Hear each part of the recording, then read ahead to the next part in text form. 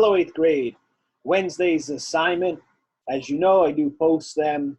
I'm posting this one Tuesday evening. This is Wednesday's assignment. Wednesday's assignment is twofold. If you have yet to complete the document, okay, that I posted yesterday, please do so now and post it now.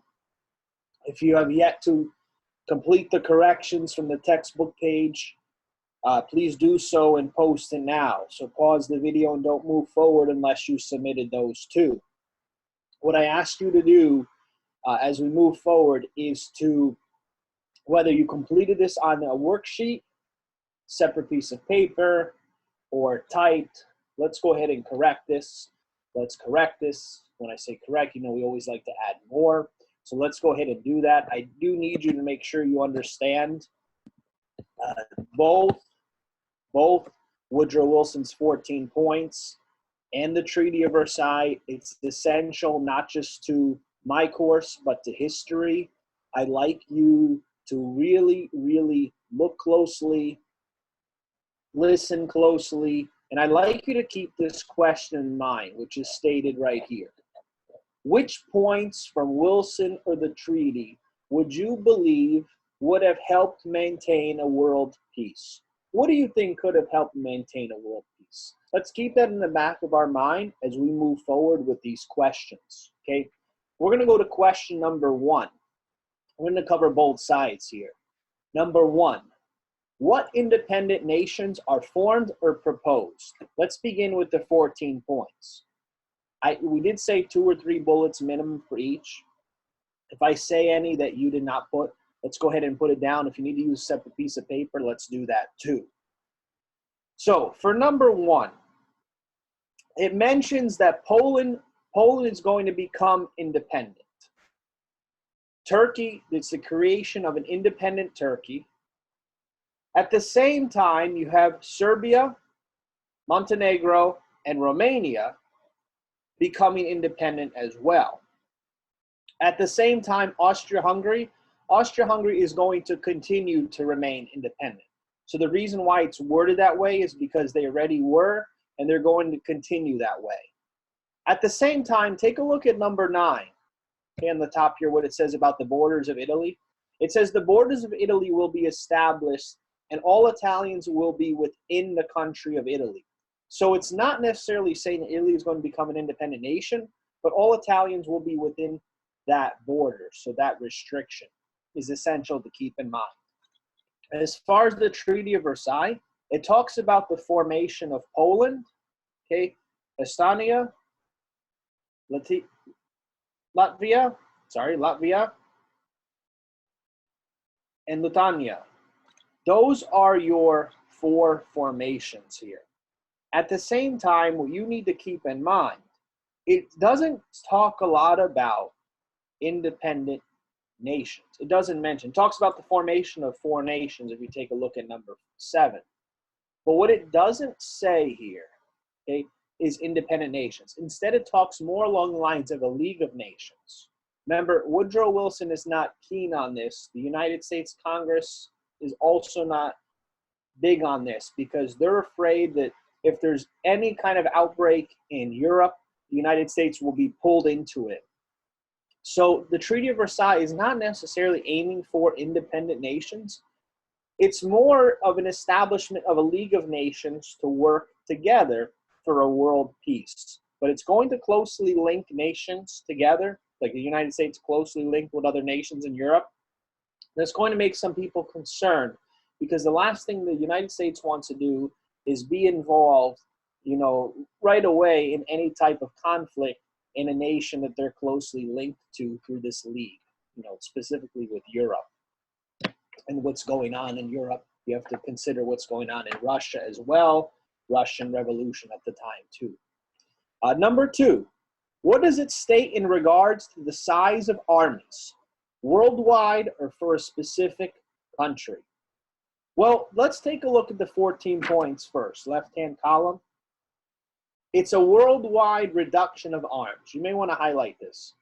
Woodrow Wilson calls for nations throughout the world to reduce the size of their armies, reduce the size of the amount of arms, weapons, equipment that they have. He also, Wilson calls for the removal of armed forces from Russia. So he wants armed forces from Russia removed. And he also wants the removal of armed forces from Belgium. So what you see, what Wilson's trying to do is the reduction of armed forces, the reduction of, armed forces and having these arms. So it's not this big aggression that it looks like we're ready to war, we're ready to fight at all times. But instead, it's reducing that. And not everybody was keen on doing this because in the event of a war or an attack, they wanted to be prepared. But Wilson feels this can achieve a world peace and take down this escalated tension, which has grown over the years. Remember, this is proposed January 8th of 1918. Treaty of Versailles states this, though. Germany, it says a lot, Germany, keeps mentioning Germany by name, right at the beginning, too. Remember, these are broken down for you to understand. These are not the original wording, but these are the points that they mentioned, the big points in a nutshell. You can always check out the originals online if you'd like to see them. So it mentions Germany needs to disarm. Germany must have a smaller army, and the army must be less than 100,000 men. At the same time, again, mentioning Germany, Germany's navy must be reduced to 6 battleships and no submarines. Imagine how shocking that must be for Germany, who has gone ahead over the years and has built, larger army, larger navy, more battleships. And at the same time, Germany can't have an air force. So who is reducing the size of their army here for the Treaty of Versailles? Simply Germany. 3, what does it state? What does it state about reparations? And who should pay that? Reparations, money. Well, take a look at Wilson's 14 points. Wilson feared blaming a nation for this war, or a group of nations for this war. So Wilson wasn't going to point fingers. He's not going to say a nation, such as Germany. Germany, you're going to pay for this war for reparations. Wilson's goal of the 14 points is to have a peace without victory. So Wilson is not blaming anyone.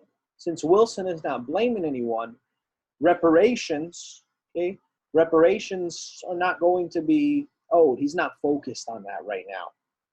He's not focusing on someone to pay for these reparations.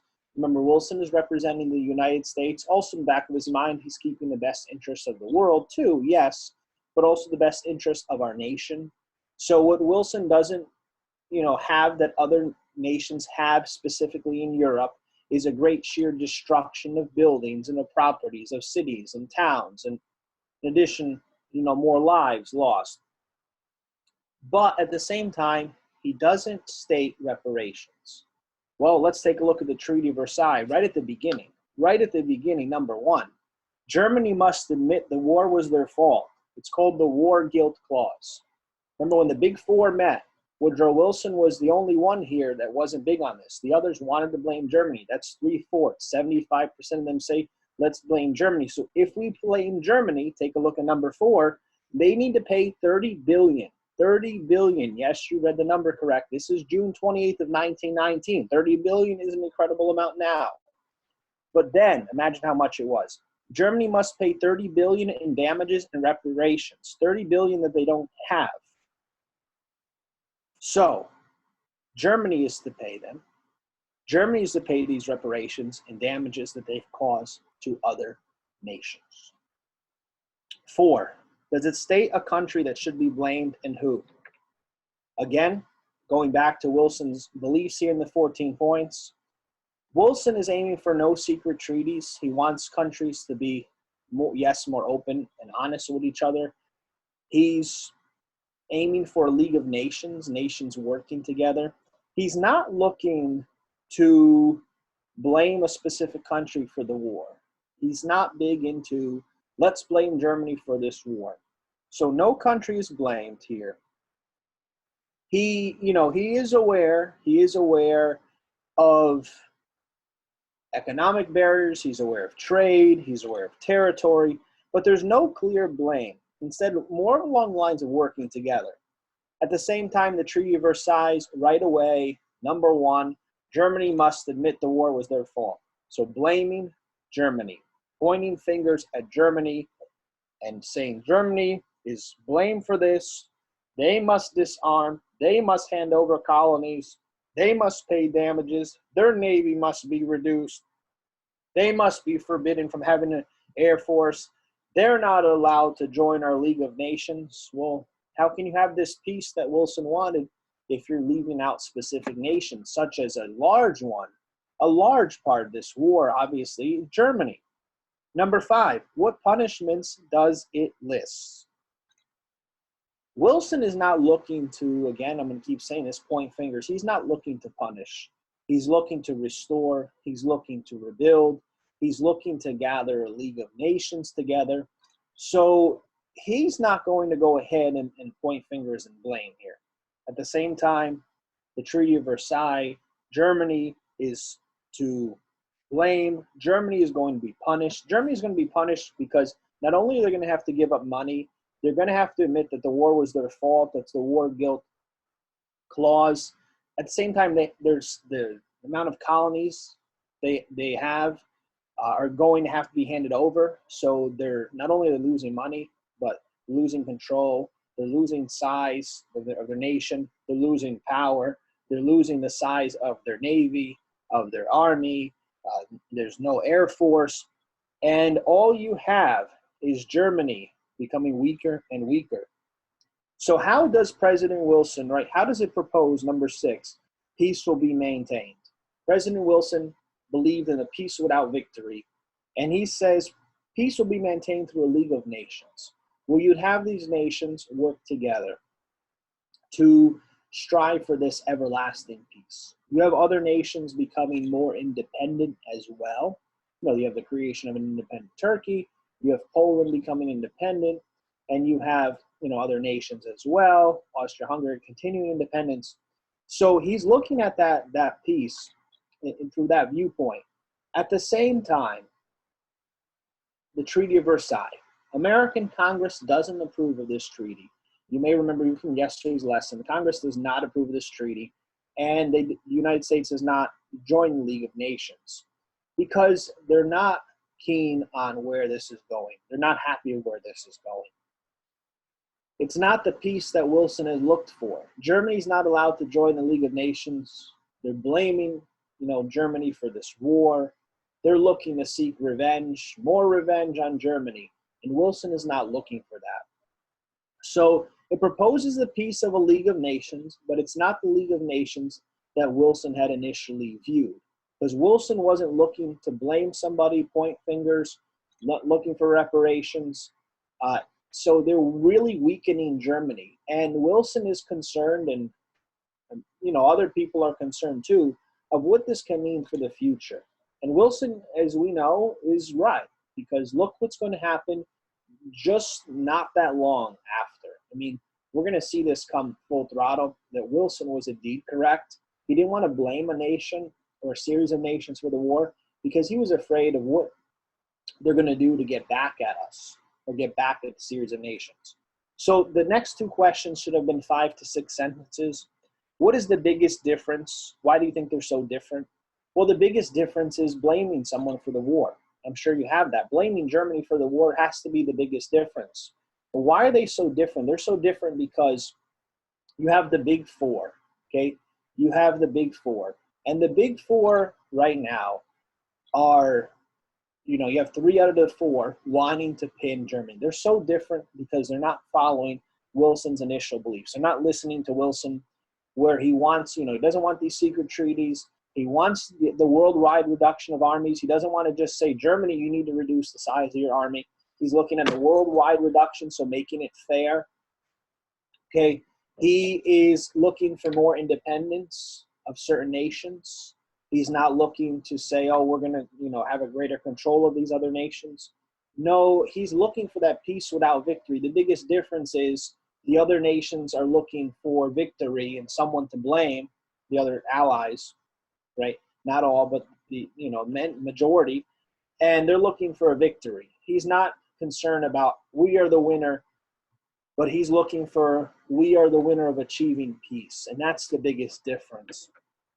The last one, 5 to 6 sentences. In 1919, when the US, France, and Britain hammered out the Treaty of Paris that supposedly ended World War I, one of the provisions was the League of Nations, a beloved project of Woodrow Wilson. It was decided that members of the League could be required to go to war. This is interesting. You may want to highlight this part right here. Let me read it again. It was decided that members of the League would be required to go to war against any nation that attacked a member nation. So, if Italy was attacked by Russia, the United States, if they're an ally with Italy, would have to go help Italy. Congress refused to go along with such a plan. Why do you believe Congress refused? Congress refused because they felt it's going to pull the United States into unnecessary war, unnecessary battle. When we say unnecessary, we mean the United States is going to be too involved in the issues of other countries. The United States is going to have to always be there to help these countries. Congress, President Woodrow Wilson, they're really concerned about the United States having to be like this big police force to go around and defend other nations when the United States obviously going to have issues of its own that are going to come up very, very soon, as in the world too. There's obviously issues right here. But the United States doesn't want to be this big police force. In that sense, again, by not following the 14 points, Wilson is concerned about blaming Germany. He's concerned about any type of retaliation, not just from Germany, but especially Germany and other nations. So he doesn't, and Congress doesn't want the United States to be pulled into conflicts that are not their own, because now all of a sudden they're going to have to defend all these other countries and be involved in all these conflicts and put the United States and its citizens at a greater risk. If you have any questions, let me know. Please add the details. What I'd like you to do is double check, number wrong on the top. Always add more details. I go through a lot here to help you guys.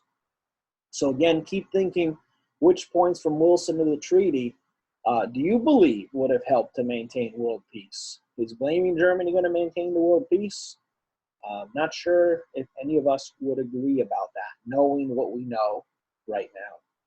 What I'd like you to do is post this image. At the same time, I'd like you to make sure there is a 20-point quiz for today, 2 videos, 2 reflections. You may, use the resources, but I did post the video for plagiarism the other day. The reason why I did it is because on Friday, 4 individuals just copied and pasted literally from online, and I like to make sure that that doesn't happen again. So keep working diligently. Let me know if you have any questions. Have a great day. Let's keep moving forward. Our friend supports us, and we do as well. Take care.